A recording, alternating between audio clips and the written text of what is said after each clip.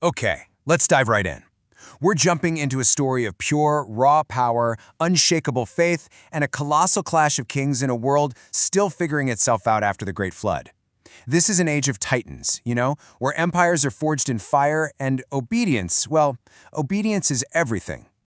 So let's meet the players on this world stage. First up, we've got Nimrod, the king of Shinar. And this guy isn't just a king, he's a powerhouse warrior, absolutely radiating ambition and, let's be honest, a whole lot of danger.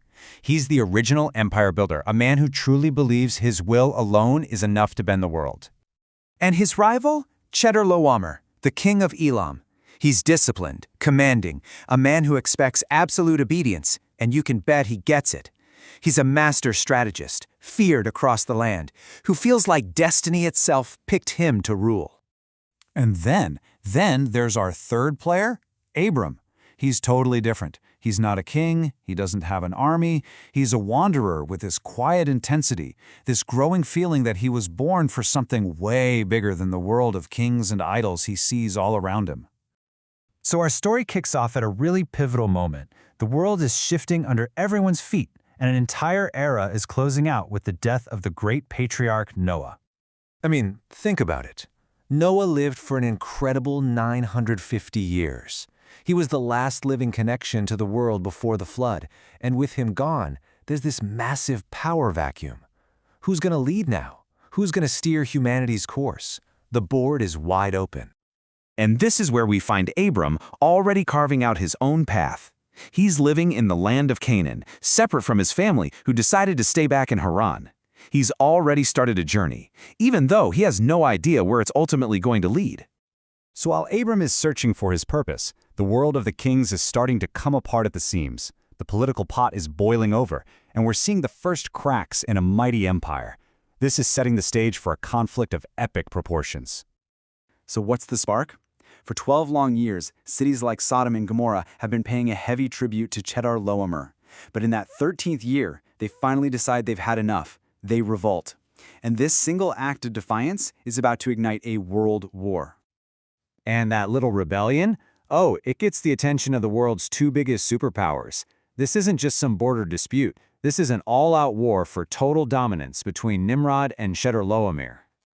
For Nimrod, this is deeply personal. See, Chedorlaomer wasn't just some random rival. He used to be a prince in Nimrod's own army who took off and rebelled after the whole Tower of Babel thing. So seeing his old subordinate build his own empire and now watching his vassal states rebel too, it fills Nimrod with pure rage. He decides it's time to put his old general back in line permanently. So the stage is set in the Valley of Babel. Nimrod pulls together the full, crushing might of his entire kingdom. And on the other side, Chedorlaomer's small, disciplined elite force. On paper, this matchup looks like an absolute joke. 700,000. Seriously, let that number sink in. This isn't just an army, it's a human tidal wave, a force designed to simply swallow any opposition through sheer overwhelming numbers. And facing this massive horde, 5,000 men. Not 50,000, 5. This is the ultimate gamble, right?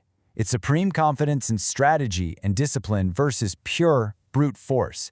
Chedorlaomer is betting everything on his guys being better, not bigger. And the outcome it's just stunning.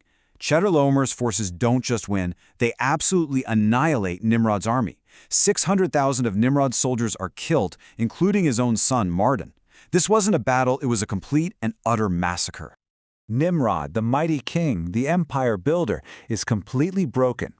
He flees in shame and is actually forced to live under the rule of the very man he tried to crush.